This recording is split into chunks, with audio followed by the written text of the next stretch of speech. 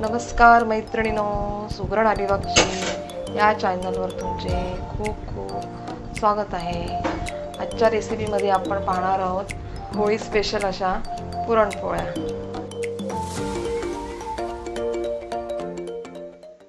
पुरणपोळीच्या पुरणासाठी मी इथे अर्धा किलो चणा डाळ घेतली आहे। आता ही चणा डाळ आपण 2 ते 3 पाण्यात स्वच्छ धुवून घेऊयात।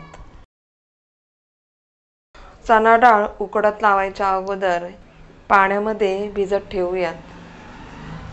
इथे तुम्ही पाहू शकता ही चणा डाळ मी अशी भिजवून घेतली आहे। चणा डाळ भिजवून घेतली का शिजते ही पटकन। आता ही डाळ आपण कुकरला लावूयात।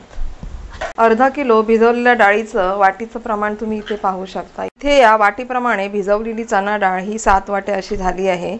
वजनी प्रमाणात म्हणाल तर ही चणा डाळ अर्धा किलो या प्रमाणात आहे। आता ही डाळ उकडण्यासाठी पाण्याचं प्रमाण किती ठेवायचं ते तुम्ही इथे पहा। कटाची आमटी जर तुम्हाला बनवायची नसेल तर ही डाळ उकडताना हे पाण्याचं प्रमाण या वाटीप्रमाणे तुम्हाला मी सांगणार आहे।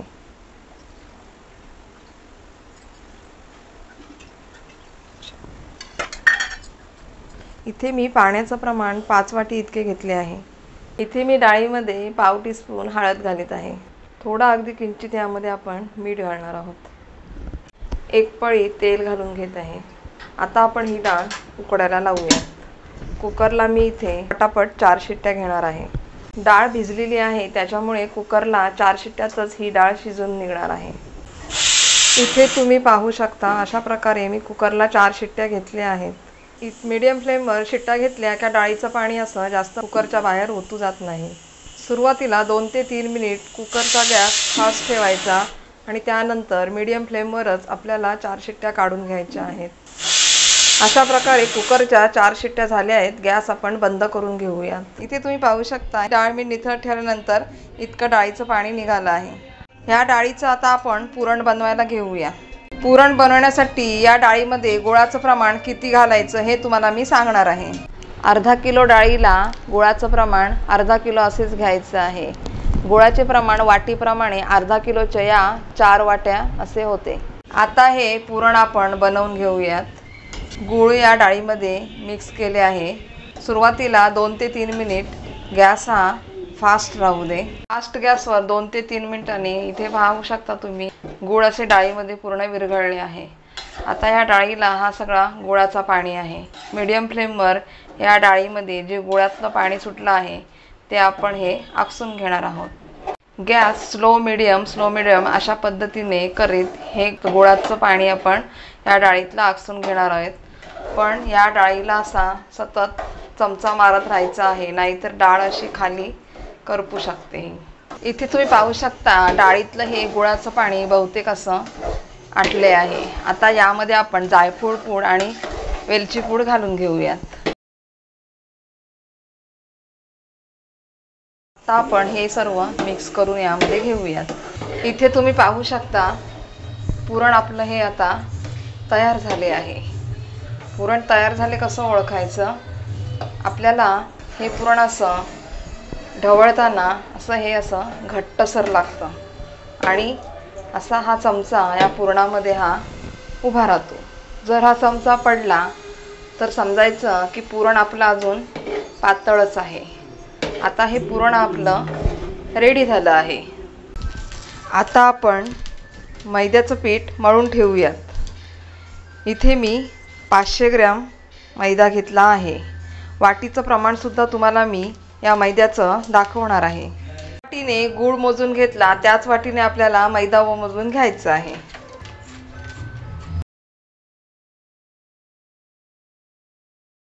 एक वाटी,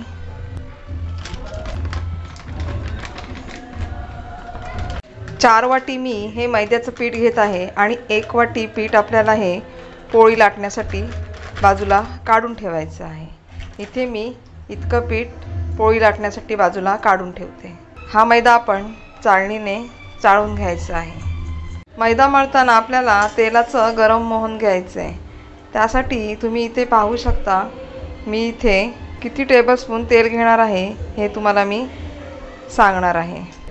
असे इथे मी 5 टेबलस्पून तेल घेतले आहे। म्हणजे वाटीचं प्रमाण पाहिलं तर हे पाव वाटी तेल होणार आहे। पाववाटी आपल्याला तेलाचे मोहनासाठी प्रमाण घ्यायचं आहे।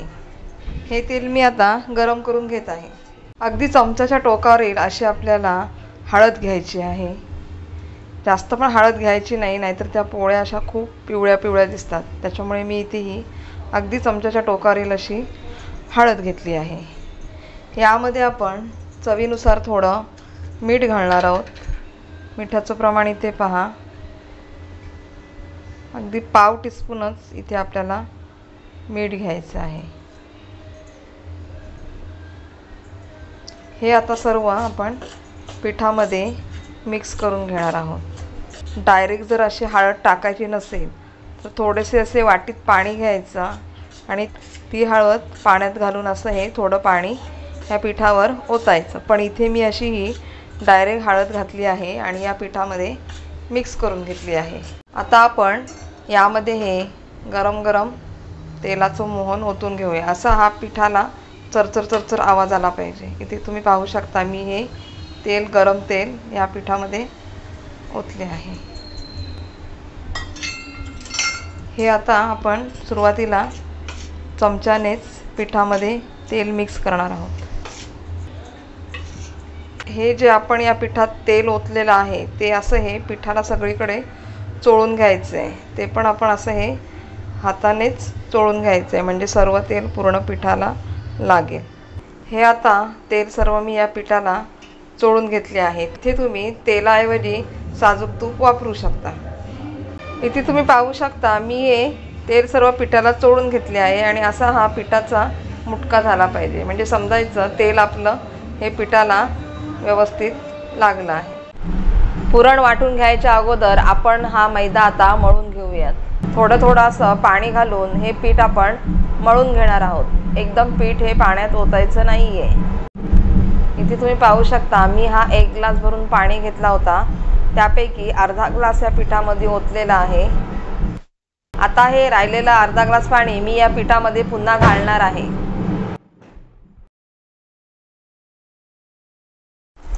अशा प्रकारे मी इथे हा मैदा मळून घेतला आहे। हे मळून घेतलेलं पीठ आपण थोडा वेळ पातेल्यामध्ये झाकून ठेवायचं आहे। याच्यावरून थोडं असं आपल्याला तेल घालायचं आहे।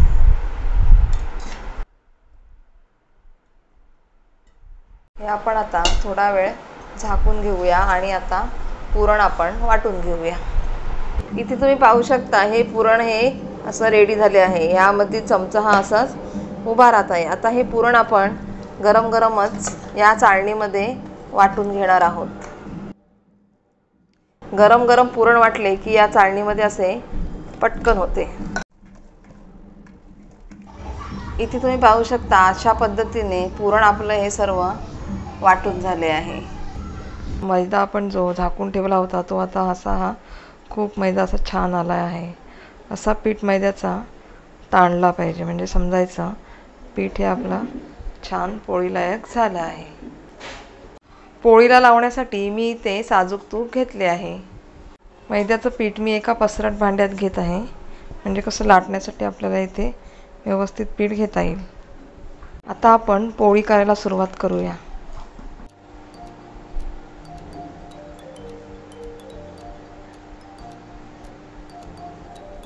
अशी खोलगट याची एक वाटी करून घेऊया आपण।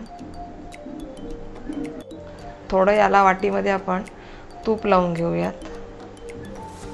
यामध्ये आपण आता पुरण भरणार आहोत।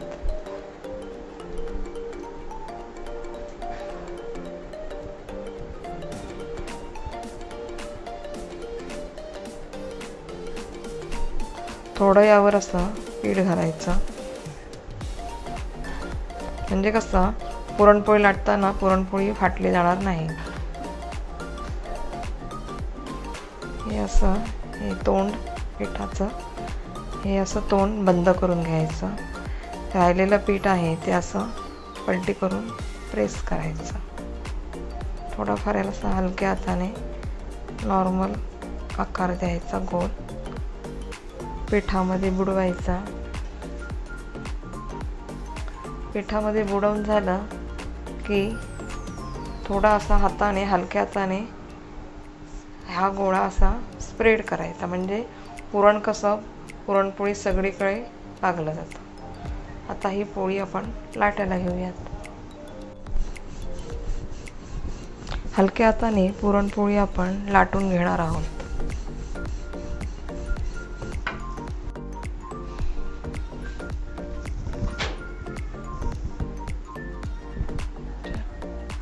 आता आपण पुरणपोळी ही पलटी करून घेऊया। अशा प्रकारे पुरणपोळी फुगली की तिला आपण तूप लावून घेऊया। तूप लावून झालं की पुरणपोळी लगेच पलटी करायची, पुन्हा त्यावर तूप घालून द्यायचं। पुरणपोळीच्या कडा शिजवताना पुरणपोळी अशी दुमडून घ्या। पुरणपोळीच्या कड्या या व्यवस्थित शिजल्या जातात। अशी ही पुरणपोळी आपली रेडी झाली आहे। तुम्हाला आणखी एक पुरणपोळी करून दाखवते।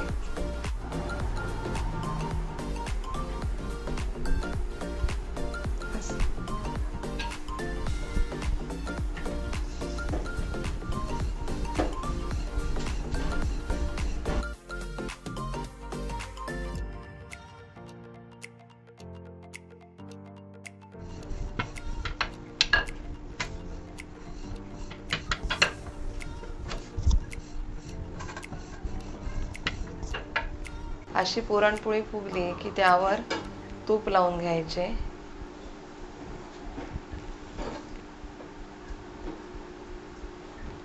आणि ही पुरणपोळी पलटी करायची।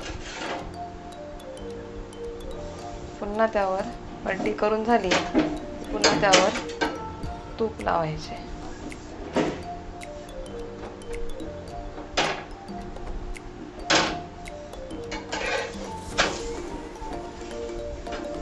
अशी ही पुरणपोळी रेडी झाली आहे। या पुरणपोळीच्या कडा जर शिजल्या नाहीत तर अशी पुरणपोळी दुमडून ह्या पुरणपोळीच्या कडा शिजवून घ्यायच्या। अशा प्रकारे सर्व पुरणपोळ्या मी आता करून घेते।